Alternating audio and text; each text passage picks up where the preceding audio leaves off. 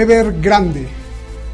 Evergrande, quizá usted no ha escuchado mucho, ni yo habíamos escuchado de esta empresa, pero es que es tan grande que una parte del Producto Interno Bruto, comparado para muchas otras empresas en el mundo, pues es bastante para ese país. Evergrande es un sostén que tiene unos tentáculos gigantescos y que directa o indirectamente tiene millones de empleados.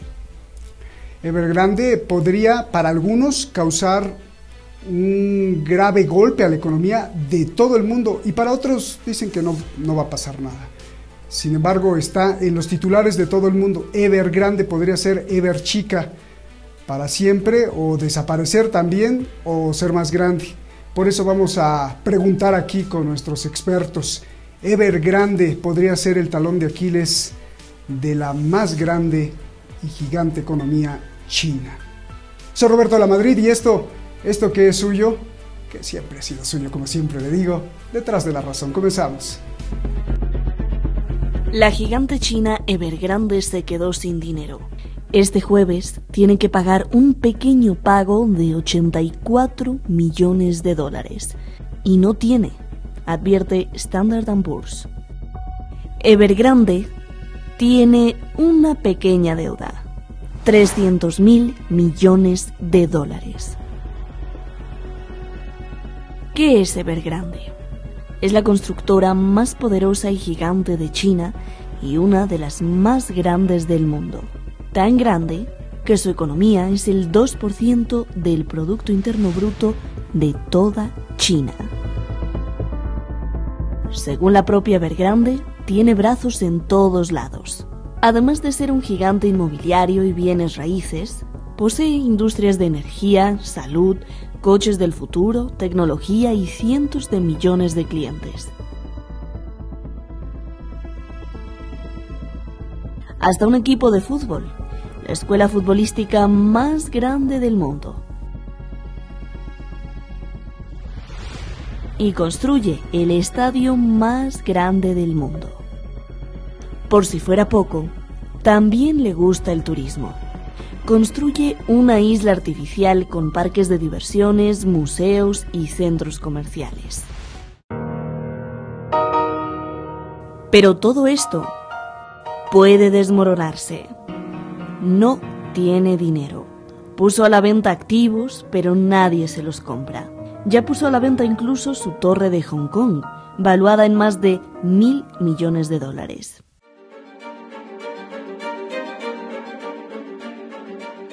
Los problemas pueden poner en aprietos a China.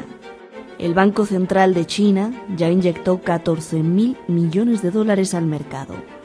China estudia si rescatará a su empresa o la dejará morir.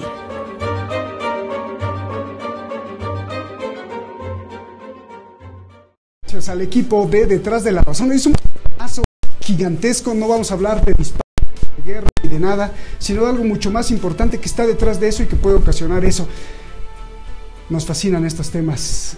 Gracias, equipo Detrás de la Razón, y gracias a usted que siempre ha estado ahí como sostén y seguimos creciendo como espuma. Gracias también a usted. Ya sabe que nos han quitado muchísimos canales, muchas veces nos han quitado por esta censura que establece YouTube y los grandes compañías del Big Tech que no quieren que digamos o cuestionemos por lo menos no quieren que cuestionemos, pero gracias a usted. Vamos directamente con nuestros invitados. Francisco Javier Martínez, que en este mes ha estado, como le dije la otra vez, estudiando muchísimo todos los acontecimientos del mundo, porque este septiembre ha traído muchísimas cosas para analizar. Muchísimas gracias, Francisco Javier Martínez. Gracias por estar aquí. Y también está pues Jorge Santa Cruz, hace mucho que no te veía. Un abrazo, Jorge Santa Cruz. Él es académico, sabe hacer periodismo, le gusta hacer periodismo de investigación y además enseña a sus alumnos. Muchísimas gracias,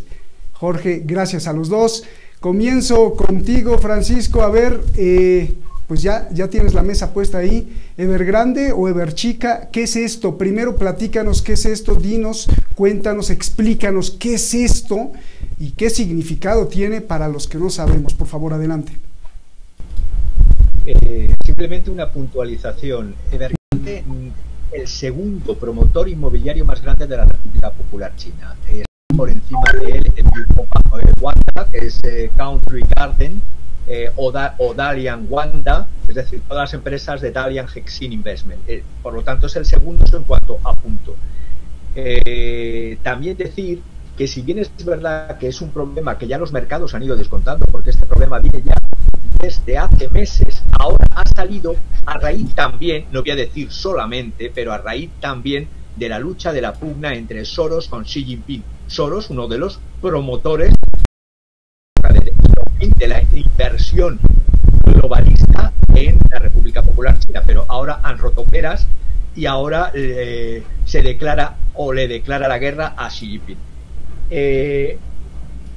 Evergrande es solo decir, y es una opinión que comparto con varios analistas financieros gigantescos, que ahora voy a decir, no va a haber un colapso financiero de y en la República Popular China. Preciso, no va a haber un colapso financiero en la República Popular China.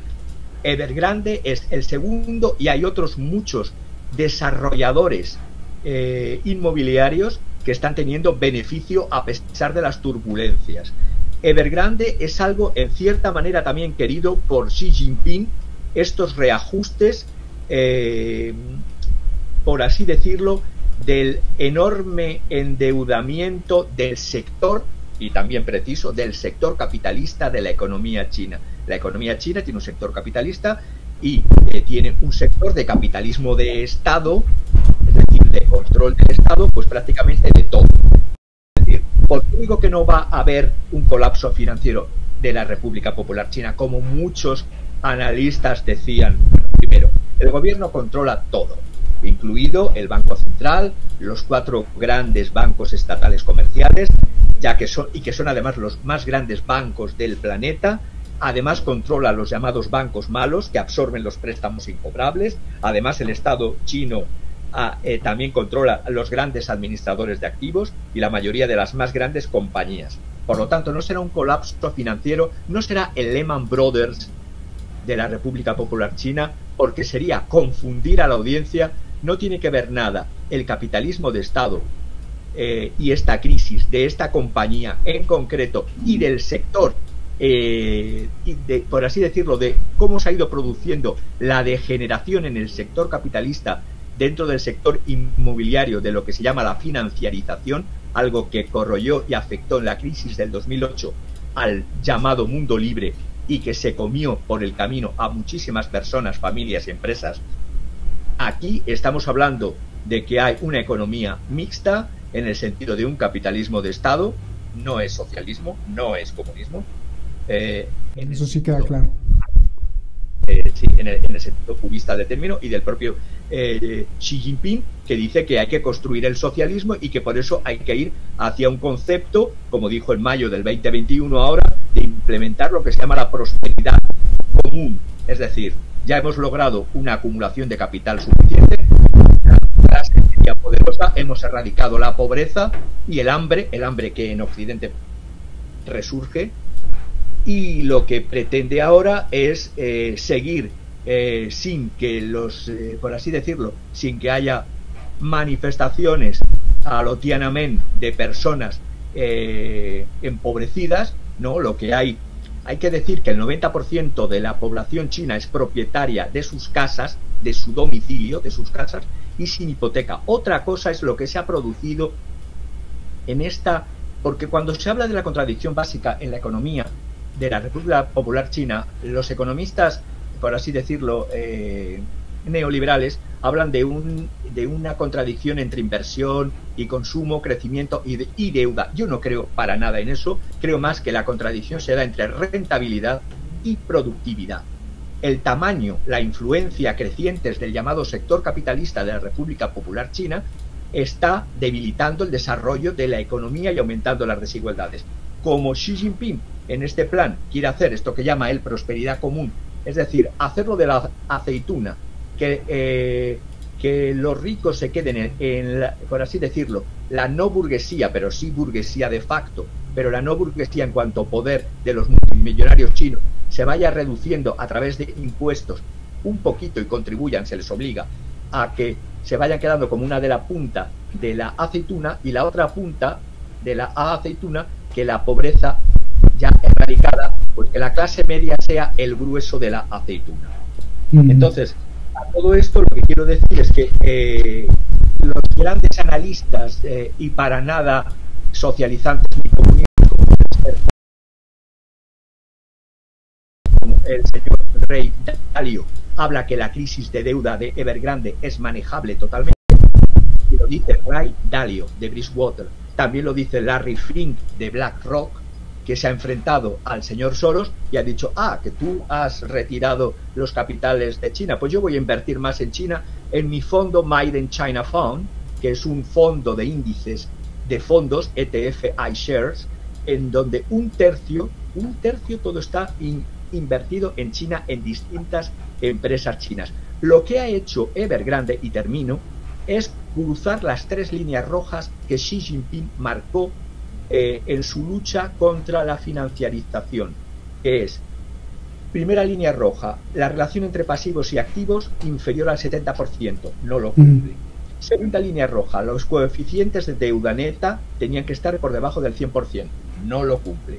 Y tercero, los niveles de efectivo tenían que ser al menos iguales a la deuda a corto plazo. Como esto no lo cumple y le ha dado varios toques desde hace un año, pues una carta que el señor CEO de Evergrande, Xu Jiajin, no sé chino, perdonadme, Jiajin, que en cantonés es Hui Kayan, pues una carta porque ya quería hacer ya empezaba con problema de liquidez, de una reestructuración de deuda. Ha contratado, termino, ha contratado a los grandes de reestructuración de deuda del planeta. Ha contratado a Fujian Loke, que es de Los Ángeles. En esto de la China comunista se contrata a un despacho de Los Ángeles, y Admiralty Harbour, un despacho de Hong Kong. ¿Qué quiero decir con esto? Que este Fujian Loke, en volumen de operaciones y en lo que es ha hecho operaciones en un volumen total más que todo el PIB de Canadá y de Rusia juntos. Esto ya os digo, los especialistas que son en volúmenes de reestructuración de deuda. Y en cuanto a el suelo que tenga en activo, tiene suelo para albergar a toda la población de Portugal, es decir, ese suelo se puede ir vendiendo, suelo residencial, y luego tiene, eso sí, una deuda más grande que la de Nueva Zelanda. Entonces, el pago que va a haber el día 23, tenemos que estar pendientes de este pago que va a haber el jueves, que es correspondiente a parte de los bonos, porque ya explicaré luego por qué ha llegado a esto. Tiene que ver con un esquema de Ponzi, con un esquema de cómo se ha financiado, y por eso Xi Jinping quiere ir contra los shadow banking, contra la financiación que no es bancaria, quiere ir contra esta especie de...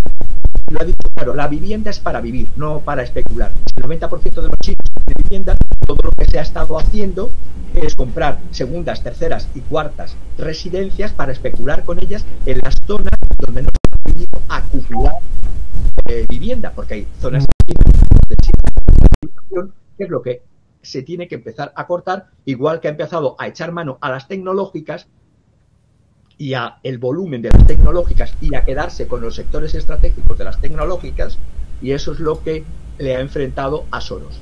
Bien. Tengo muchas preguntas para ti, Francisco. Vamos con Jorge. Antes de las preguntas, pues ahora desde tu visión, explícanos qué está pasando, por favor. Sí, mi querido Roberto, muchas gracias. Es un privilegio, como siempre. Al revés. Gracias, saludos a Javier, un abrazo muy fuerte hasta España y a todo el equipo de Detrás de la Razón.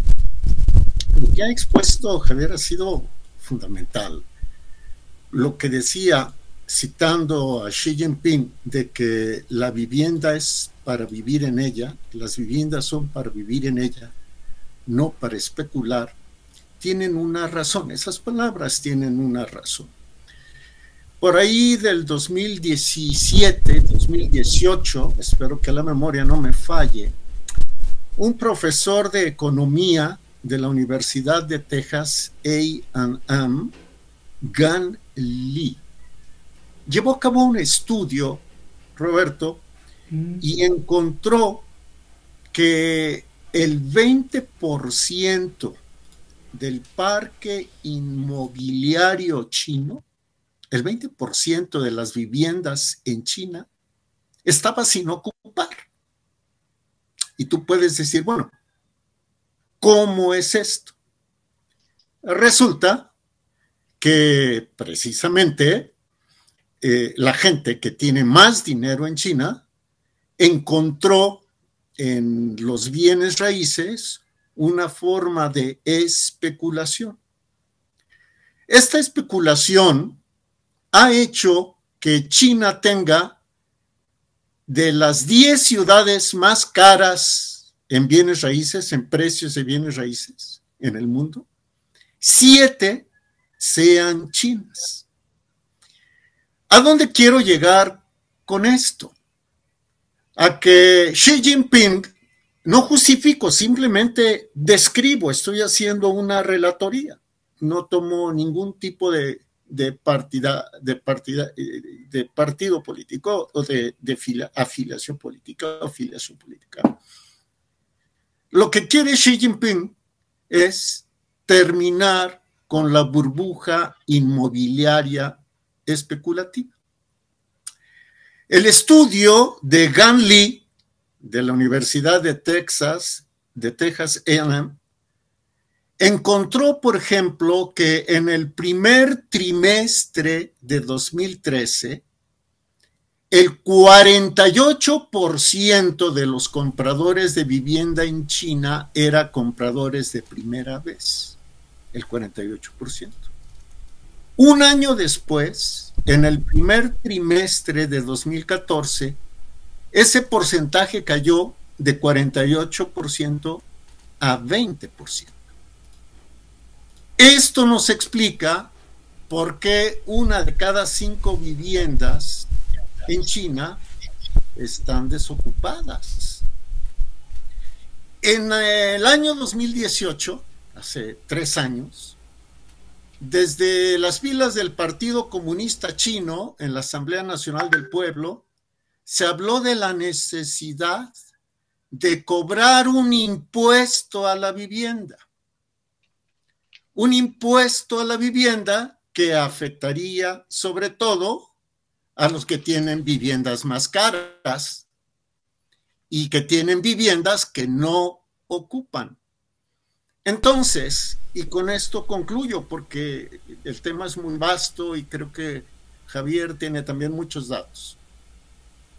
Si se desnuda, como ya está pasando, la especulación inmobiliaria en China, puede prosperar con mayor facilidad la idea de gravar la propiedad en China.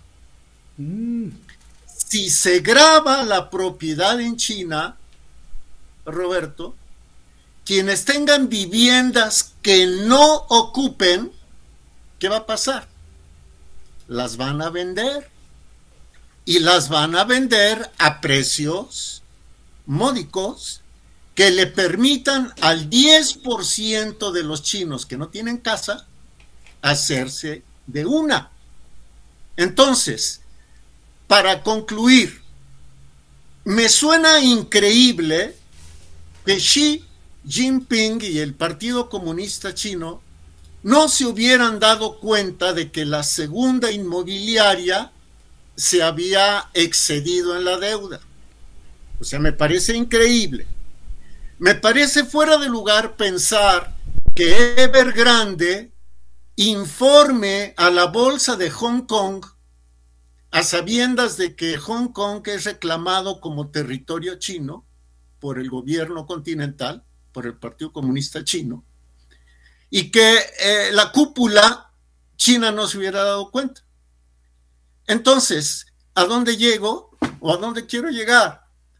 A que Xi dejó que esto llegara a tales niveles para ver qué otras inmobiliarias como Evergrande se han metido a la cuestión de la especulación y después descabezar el movimiento. Eso le va a dar legitimidad ante el pueblo, le va a permitir que la clase media crezca y se va a deshacer de elementos financieros y económicos indeseables. Finalizo. Además, cuenta con el apoyo de firmas extranjeras importantes, las mencionaba Javier, digo algunas. De las empresas y los bancos internacionales que tienen deuda de Evergrande, las principales son Ashmore, que tiene el 13.18% del total de la deuda de Evergrande con empresas extranjeras. BlackRock tiene el 11.19%. La UBS, este fondo de inversiones suizo, que posee el 9.17%. El HSBC de Gran Bretaña, que tiene el 6.69%. Y el Royal Bank de Canadá, que tiene el 4.96%. Estas 5 firmas extranjeras tienen casi el 50% de lo que debe Evergrande a corporaciones foráneas y apoyan a Xi. Entonces no va a haber problema como Lehman Brothers. En 2008 Lehman Brothers además debía $600,000 millones. Evergrande debe 300,000 y es una deuda manejable. Seguramente intervendrá el gobierno chino, dejará que esto crezca, mientras Soros estará diciendo a través de todos sus medios que se contagiará al mundo, que había una serie de quiebras en cascada, etcétera. Pero mira, ya abusé del micrófono. Perdónenme, se los devuelvo. Javier, Francisco, Javier, lo dijiste tú. Soros dice retiro, pero entonces gente como BlackRock y otras dicen no, pues entonces yo invierto y aprovecho el vacío. Esto me surge otra duda. Quiere decir que por lo menos, si tú mencionaste un tercio, por lo menos un tercio de la infiltración económica extranjera está en China. Esto quiere decir que, bueno, más allá de lo que tú mismo cuestionabas, ni siquiera no es que sea comunismo, sino que también el capital extranjero tiene agarrado así a China y que también se está liando con una guerra entre Soros y los otros. A Soros le gusta atacar a todo, le gusta atacar a Estados Unidos, le gusta atacar a los países pobres, le gusta atacar a los países ricos, él no tiene piedad. Pero si es así como dices, y también como nos está diciendo Jorge, pues el futuro económico de China pues es igual que el futuro económico de Estados Unidos y del mundo, ¿no? O sea, finalmente están decidiendo, aunque sea en una proporción menor, están decidiendo los capitales extranjeros ahí.